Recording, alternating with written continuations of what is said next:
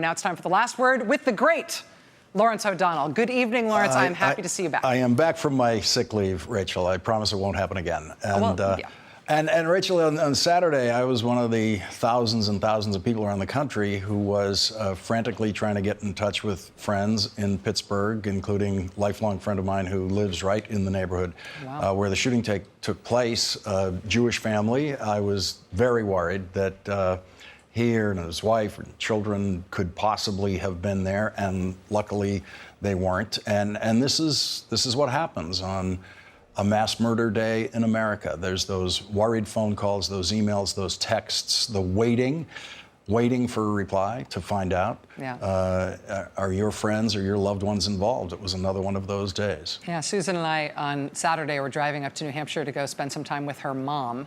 And we're listening to the radio, news on the radio the whole time up there, and we're just both of us just, weeping the whole time that we're driving.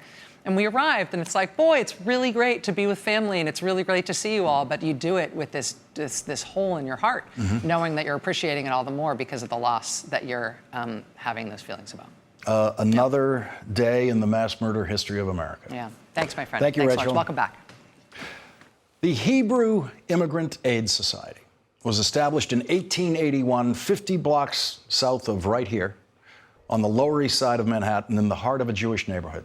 This photograph shows immigrants arriving at Ellis Island in 1951 under the guidance of the Hebrew Immigrant Aid Society, HIAS. And after 137 years of service, first to Jewish immigrants and then to refugees from around the world without regard to their religious affiliation, a 46-year-old man in Western Pennsylvania decided it was time to stop HIAS in its tracks. His last social media posting says, "HIAS likes to bring invaders in that kill our people. I can't sit by and watch my people get slaughtered. Screw your optics. I'm going in." And so he went in. He went in with an assault rifle and 3 handguns. He went in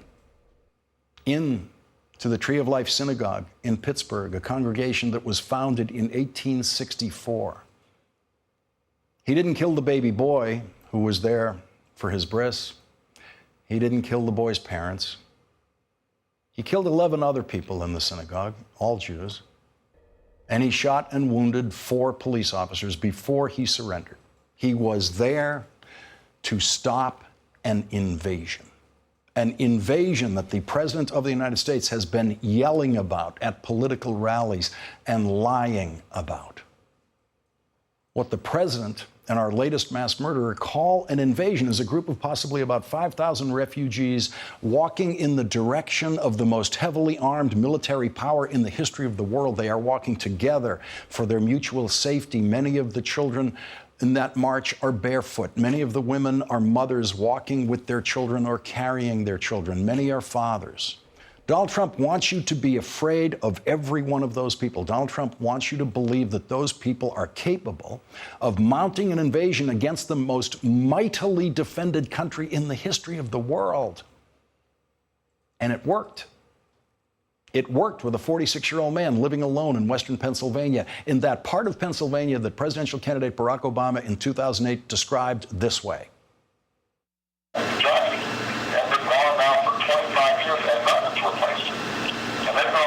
Administration and the Bush administration, and each successive administration has said that somehow these communities are going to regenerate, and they have not.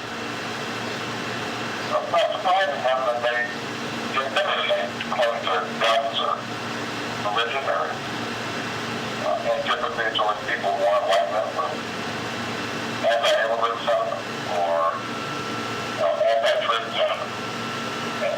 And I would explain their frustrations.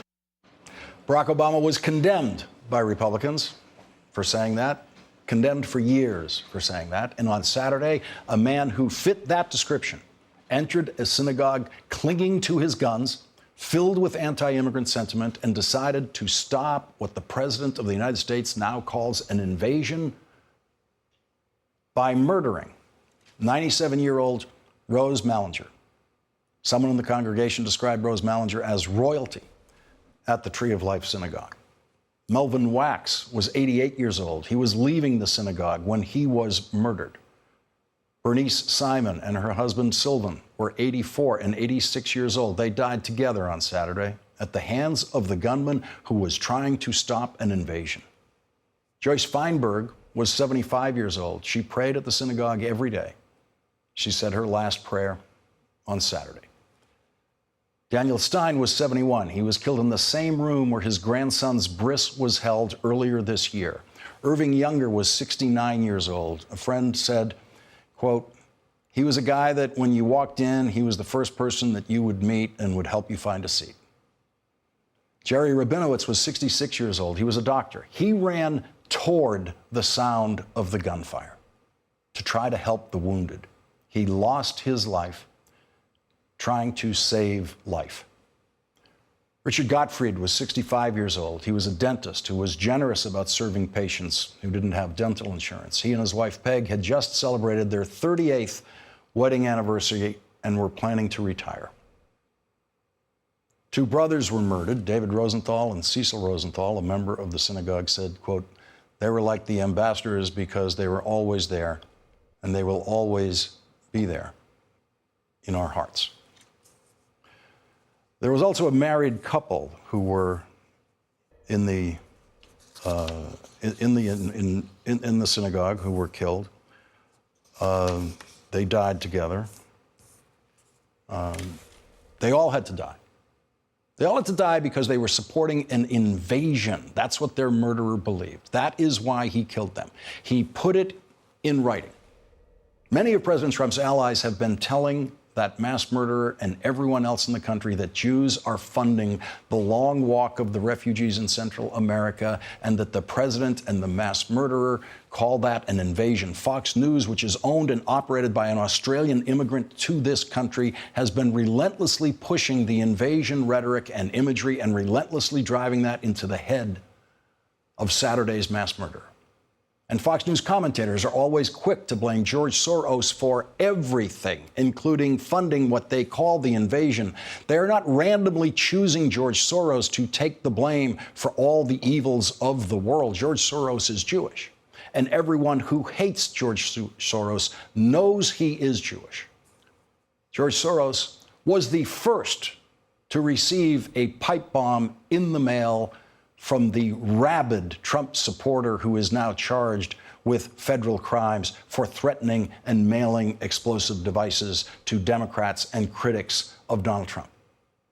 And after the news broke of a bomb being sent to George Soros by a Trump supporter, the Republican Party launched a television ad attacking George Soros, calling him a radical who finances Democratic campaigns. And yes, George Soros does contribute to Democratic candidates. Some of us remember a country where you could do that and not expect a pipe bomb in the mail. Donald Trump's first reaction to our latest mass murder was, of course, to blame the victims. This is a case where if they had an armed guard inside, they might have been able to stop him immediately. So this would be a case for if there was an armed guard inside the temple, they would have been able to stop him. Maybe there would have been nobody killed except for him, frankly. Nobody killed if they just had one armed guard. That's all they needed. So it must be the rabbi's fault that there was no armed guard. The president says one armed guard who was not expecting a mass murderer could have stopped the mass murderer. But he doesn't explain why, when dozens of police officers rushed to the scene knowing that there was an active shooter, 4 of those prepared and ready police officers still got shot. And none of the police officers who responded were able to kill the murderer. Donald Trump supporters believe in fantasy. They must. It is impossible to support Donald Trump without fantasy.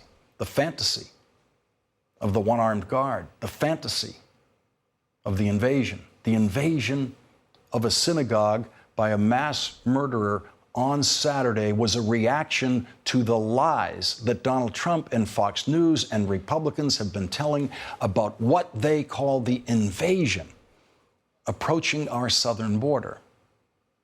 Adam Serwer in The Atlantic writes, the apparent spark for the worst anti-Semitic massacre in American history was a racist hoax inflamed by a U.S. president seeking to help his party win a midterm election. There is no political gesture, no public statement, and no alteration in rhetoric or behavior that will change this fact. The shooter might have found a different reason to act on a different day, but he chose to act on Saturday, and he apparently chose to act in response to a political fiction that the president himself chose to spread and that his followers chose to amplify. So who's next? Who will be the next mass murderer who types on social media, "I'm going in," before he goes in to murder everyone in sight because he believes a lie told by the President of the United States? Who will be next? We don't know, but we do know that America's next mass murderer, just like Saturday's mass murderer, will be the best equipped mass murderer he can be because Donald Trump and Republicans in Congress make sure that American mass murderers are the best equipped mass murderers in the world. They follow the orders of the National Rifle Association to make sure there are no more restrictions on the weapons of mass murder that are available over the counter in the United States, that there are no more restrictions on the size of ammunition magazines that you can attach to those weapons of mass murder. They make sure that there are no background checks at gun shows. They make sure there are no more restrictions on the purchase of ammunition, including the amounts of ammunition. They make sure, they will always make sure, that when a mass murderer comes into your synagogue or your church or your movie theater or your shopping mall or your kindergarten, that mass murderer will have the very best killing equipment in the world. And those Republicans who make sure that those mass murderers are so well equipped will continue to say things like this. Sarah, what's it going to take to stop these killings from happening over and over and over again? You know, I think if we had a good answer to that, I think everybody in the country would support it. If anybody knows the answer, I think certainly this administration would be all ears. Donald Trump and the Republicans have no idea how to stop what happened on Saturday. Rabbi Jeffrey Myers, who was in the synagogue and was able to protect some of his congregants from the mass murderer, but lives with the regret and the pain that he was not able to protect them all, has this suggestion for Donald Trump and the Republicans who have nothing to say about how to stop this. It starts with speech.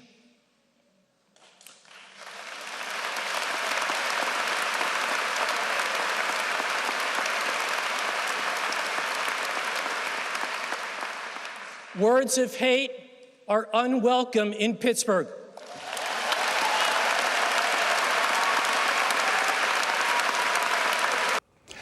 We will have local reaction from Pittsburgh to the tragedy at the Tree of Life and Donald Trump's visit to Pittsburgh tomorrow.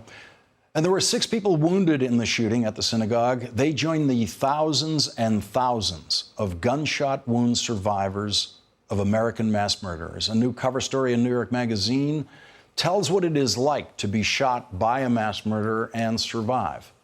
Anthony Borges shows his wounds on the cover of the magazine in a photograph by Michael Avedon. Anthony Borges saved lives at Marjorie Stoneman Douglas High School in Parkland, Florida, when he barricaded the door of a classroom and was shot in the back. Anthony Borges says, "I was in the hospital for like 2 months. I wasn't bored. The pain wouldn't let me get distracted. It was all over my body, not just where I'd been shot. Imagine that someone stabbed you with a knife and wouldn't take it out, would just push it in." Michael Avedon will join us with what he learned from the surviving victims of America's mass murderers. And as we go to a break now, we listen to Rabbi Jeffrey Myers offering a Hebrew prayer for the dead whose lives were taken by the mass murderer who invaded his synagogue. Ana בעל הרחמים. הסתירם בסתר כנפיך לעולמים. וצרור בצרור החיים את נשמותיהם.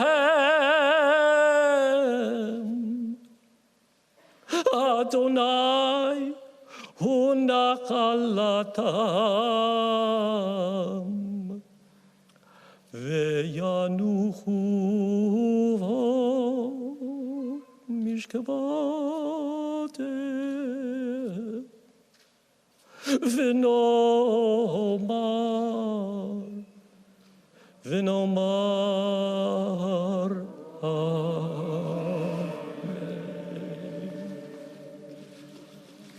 You may be seated.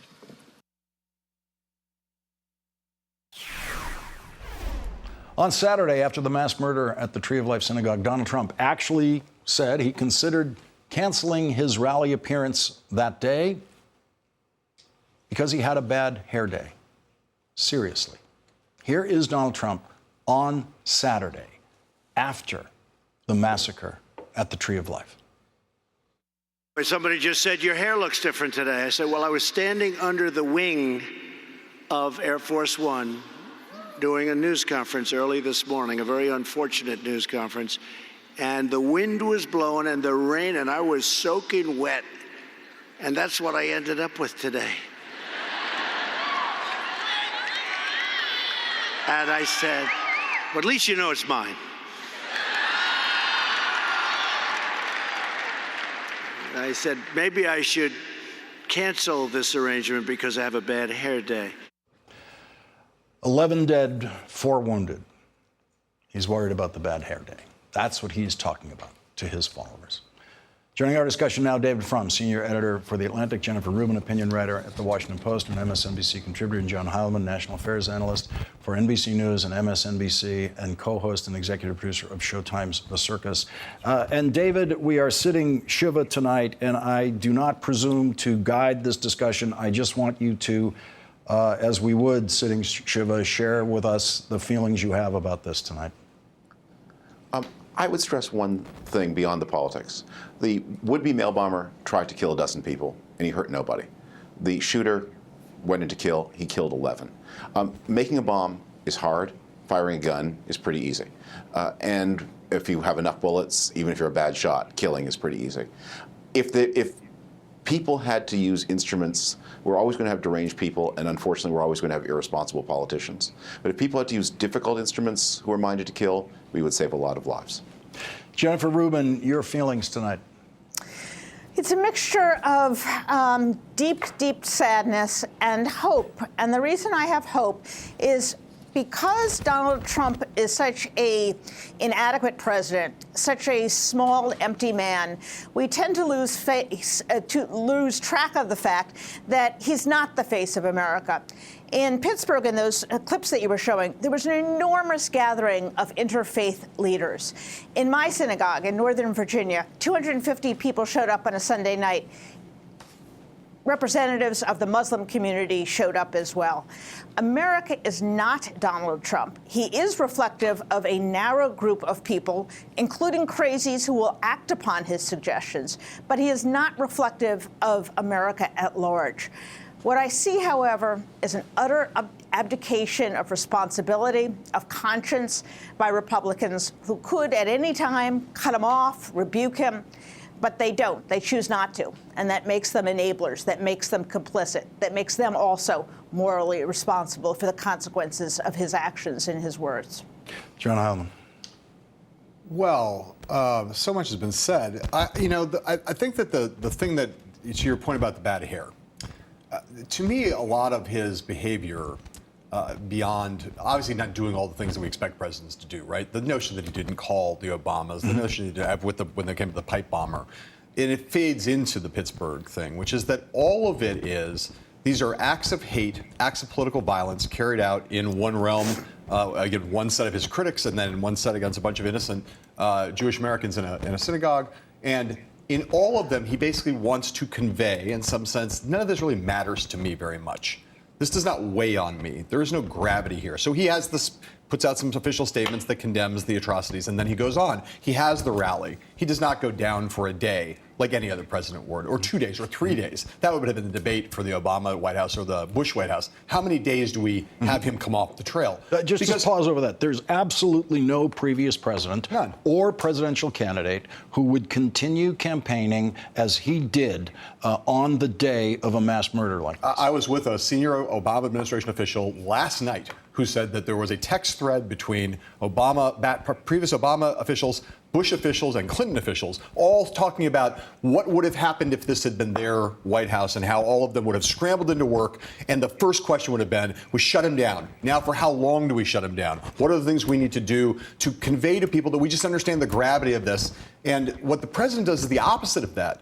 He doesn't he's not convey the gravity of it or express any kind of grace, but he wants to send a message, it seems to me, to the people who perpetrate these acts that it's okay, it's fine with me. It's okay. Because if it was really serious and it really affected him in some way, he took it seriously, he would not be out there kind of winking at them in the way that he does in that thing about the hair, which is not just a thing about vanity and narcissism, but it is a way of kind of sloughing it all off and conveys a signal that's not an explicit incite to hatred or violence, which he does plenty of on his own, on other instances, but an implicit kind of tolerance of it, and like it's all good with me. So the hair point was him saying to them, his signaling to them, don't worry, nothing important to us happened today. David, Frum, on this point about what other presidents would have done, the president lied on Saturday when he said that the reason he wasn't going to interrupt his schedule is that the stock market opened the day after 9/11. That is a lie. The stock market was closed for several days after 9/11. But here he is continuing his political campaigning on the very same day and lying about the reason. That was such a bizarre lie. I mean, do they not remember? We were there. The young people weren't, but those of us who were, the planes were grounded. You couldn't get into New York. And, Donald Trump maybe doesn't care about human values, but I thought he cared about stocks and bonds. He would know the stock market was closed. And Jennifer Rubin, again, to this point, no other president would ever have gone out onto a campaign trail after a mass murder like this. And not only did he go out on the trail, he attacked the people who were sent bombs. He reiterated the caravan lie. He essentially spat on the graves of people because he was communicating to the rest of the country, it doesn't matter if I perpetrate hate. In fact, I'll do it again, and I don't give a darn whether someone acts upon it or not, because not my fault. There is no human being I know of, let alone a politician, who would do that. It's not, I think, as John correctly says, that he's merely without feeling. We know that. And I think John's right in pointing out that it's also a way of committing, of saying he's not really affected by it all. But it's also another thing. It's also the wink-wink and the nod-nod to the people who commit heinous acts, that they have not acted outside the bounds of civilized society, that he does not have a single bad thing to say about white nationalists. He does not. They're very fine people who march in Charlottesville. He does not express any anger at them, any deep emotion. He is giving them license, and that is part of the message that is going out as well.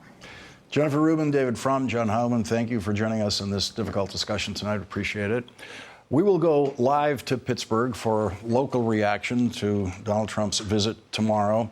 And later, an extraordinary cover story in New York Magazine showing what it is like to survive a mass murder after being shot, with photographs by Michael Avedon. Here is one of those photographs of William Thomas. He was shot and paralyzed at age 18 at Randallstown High School in Maryland in 2004. And he said, I remember laying on the ground trying to figure out why I can't get up. Me being a three-sport athlete, playing basketball, football, running track, used to being able to do whatever I want with my body.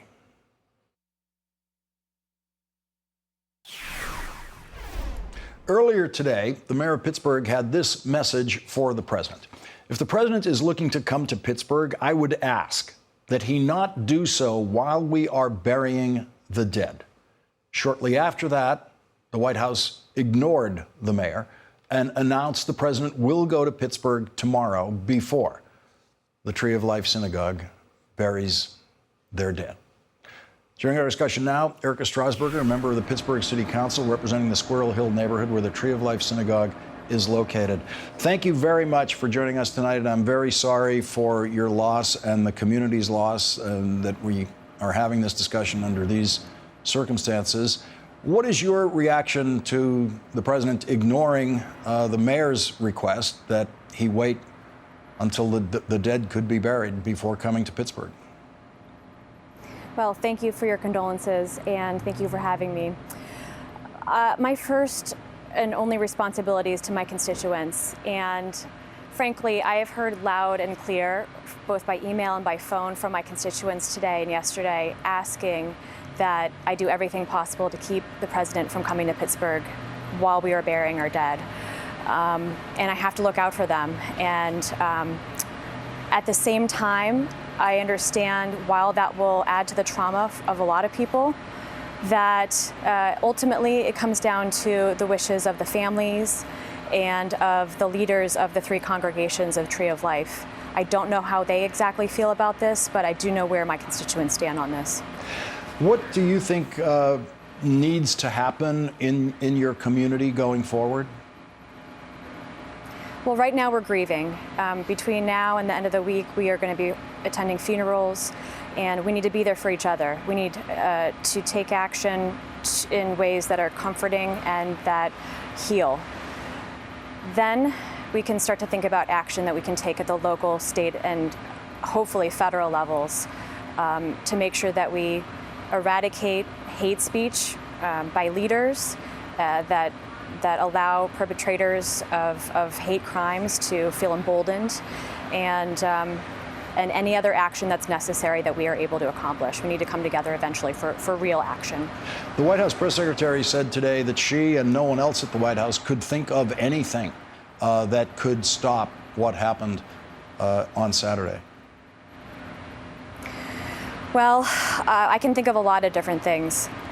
For a start, we need leaders in this country to lead with love and compassion. I know it sounds cheesy in this day and age in our society, but that's what needs to happen. In fact, tomorrow at City Council meeting, I will be taking a pledge to eradicate hate from my words and actions, and we need other leaders to do the same.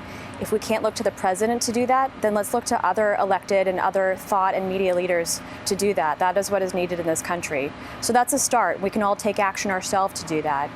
And next, sensible gun control. I know that we're not talking about that yet on at the local level, but on the national level, but it's far past time that we actually make some action here, at least in the state of Pennsylvania, similar to what other states have done after terrible tragedies like this. Those are two things that I can think of. Pittsburgh City Councilor Erica Strasburger, thank you very much for joining us. We really appreciate your time on this difficult night for you and your community. Thank you very much. Thank you. And when we come back, the New York Magazine cover story on what it is like to be shot by a mass murderer but survive, what it means physically, emotionally. And one of the stories you will hear and see in that magazine photographic story is Ashley Baez, who was shot in the thigh at age 15 at Marjorie Stoneman Douglas High School. And she said, "At the beach, I can't wear my leg wrap. People look at me. It's kind of like, this happened to me. You can't do anything about it, but you can stare all you want."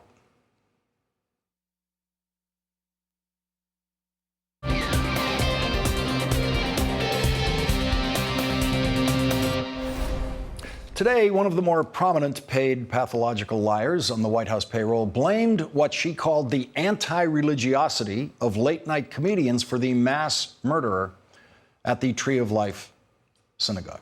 She apparently does not know that Stephen Colbert is a faithful Catholic, and she apparently does not know about the anti-religiosity expressed by the Trump administration today. Now, when you watch this video that was today, you will see how you can get grabbed by the police if you quote Jesus Christ to Attorney General Jeff Sessions. I was naked, and you did not clothe me. I was a stranger, and you did not welcome me. Thank you very much. Well, thank you for your comments. And in prison, and you did not visit me. Brother Jeff, as a fellow United Methodist, I call upon you to repent. He did not repent. That was Pastor Will Green, who was one of 2 pastors removed from that room by police when they tried to bring religion into that room to Jeff Sessions. Joining us now is Jon Meacham, presidential historian and an MSNBC contributor. And John, I would just like to get your reaction to what we've been through since Saturday to tonight. Well, we're in one of the darker periods of a dark era, unquestionably. My own view is that, to some extent, we need to put the presidency in a kind of cultural timeout, if we possibly can, to the extent to which we can. The president has no interest in what President Roosevelt called the presidency as a place of, preeminently a place of moral leadership.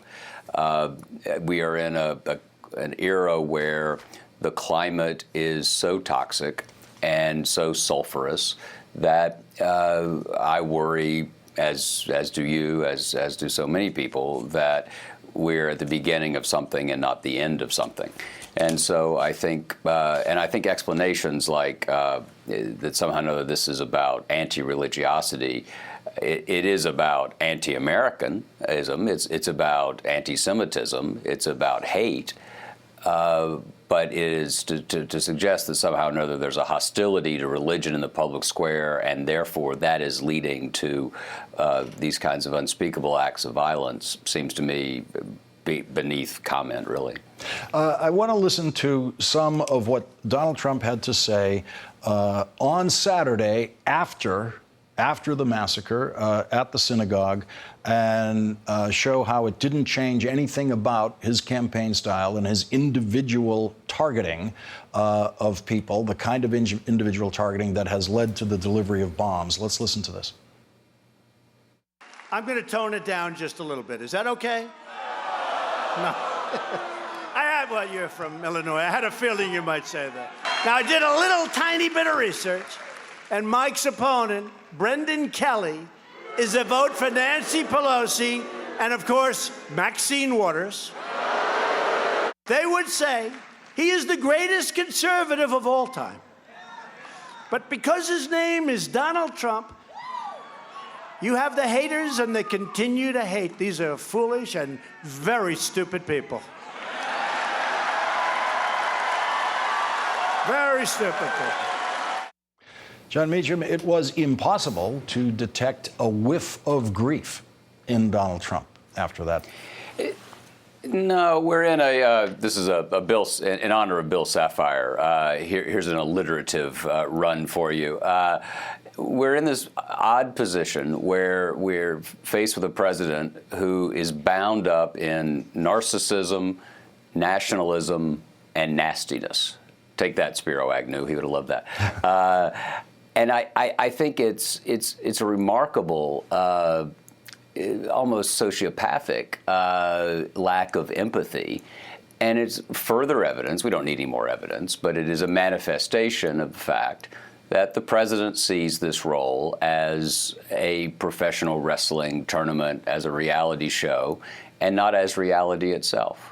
And do you find, as we were discussing earlier in this hour, that when the president continues with that appearance and continues in his normal mood with his followers, that he is in some way conveying to them that nothing important to them happened in Pittsburgh that day? That's a very interesting point. Yes, I fear so. If the president does not pause to take note of moments of crisis and moments of grief in the life of the nation, then he does have an extraordinary number of followers who will take their cue from him. And that, in fact, what unfolded is something to be commented on quickly and in a pro forma way, and then you get back to attacking the folks who were against whom an assassination attempt was launched last week. And I try not to be reflexively anti either side. You do try to let reason and let a historical sensibility actually decide to what extent is this a stylistic problem, to what extent is it a substantive problem. But we're exactly at a point, and have been for a while, where the style and the substance are one. The American presidency, from the very first moments, when George Washington said that as the first of everything, I know that everything I do will become a precedent, and I want those precedents to be founded on true principles. John Adams, when he was vice president, noted that the president was the object of all eyes and the subject of all conversation. This has been true for a long time. And the way in which you comport yourself in these moments matters enormously. And so one of the things we know is that the presidency has not changed Donald Trump. What we don't yet know is, has Donald Trump changed the presidency permanently? What is unquestionable is that he has coarsened the culture of the moment. Jon Meacham, in my struggle for perspective this weekend and today, I knew that I wanted to hear from you tonight. Thank you very much for joining us. Really appreciate it. Thanks, Lawrence. And when we come back, that New York Magazine cover story on what it is like to be shot by a mass murderer and survive. The story includes Sherry Zelsdorf. She was injured at age 33 when a 12-year-old student brought a handgun to San Castro Middle School. Sherry said, "The shooter was my student. I came back to work on the 14th of February, the same day as the shooting in Florida."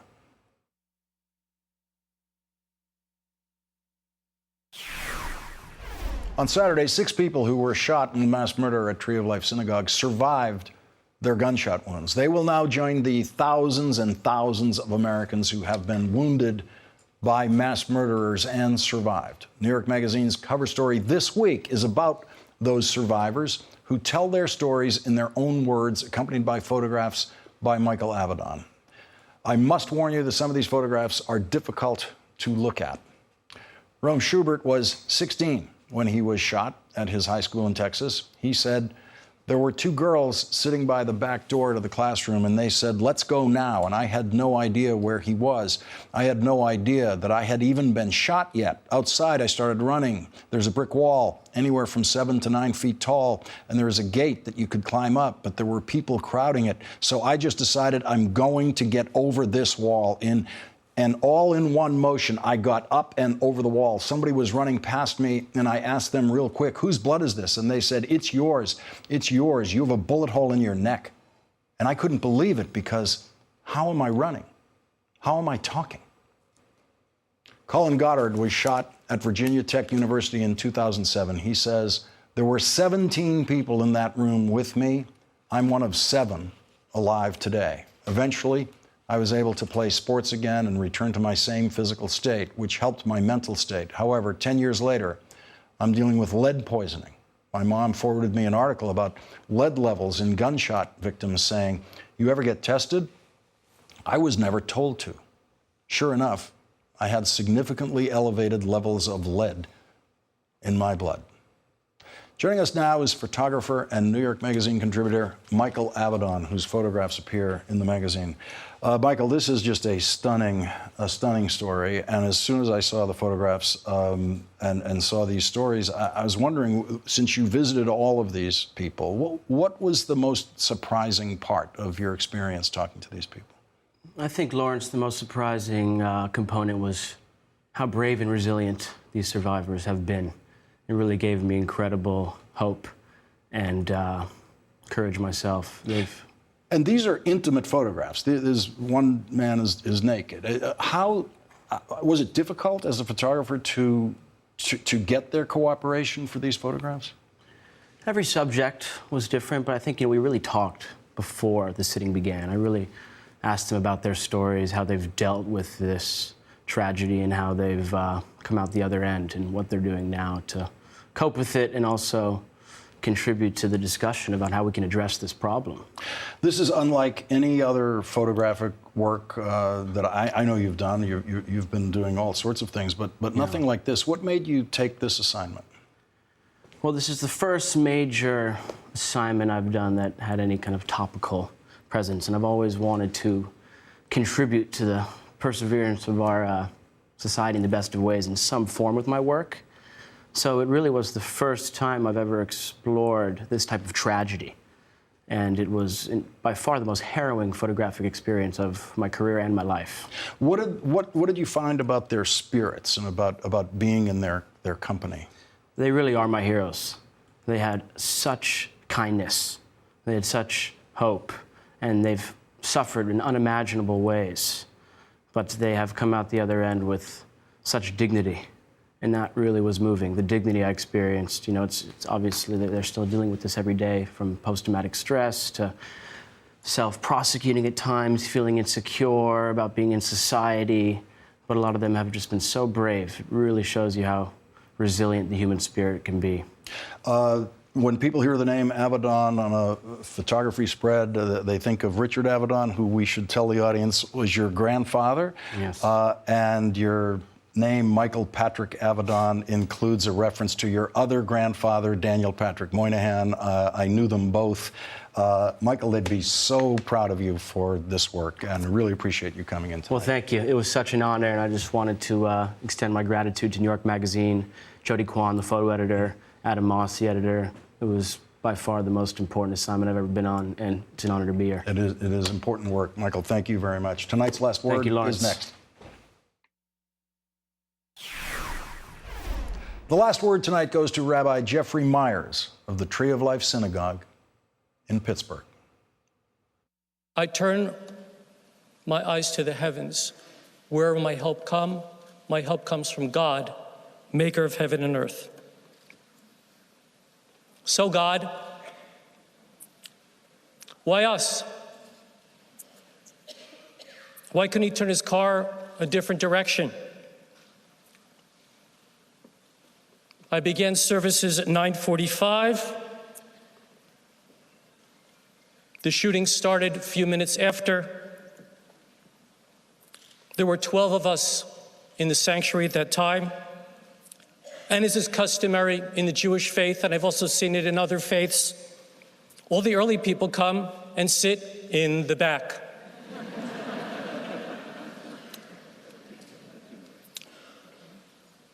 I helped pull out the people that I could from the front, but alas, I had 8 people in the back. One fortunately survived. 7 of my congregants were shot dead in my sanctuary. My holy place has been defiled. We will rebuild.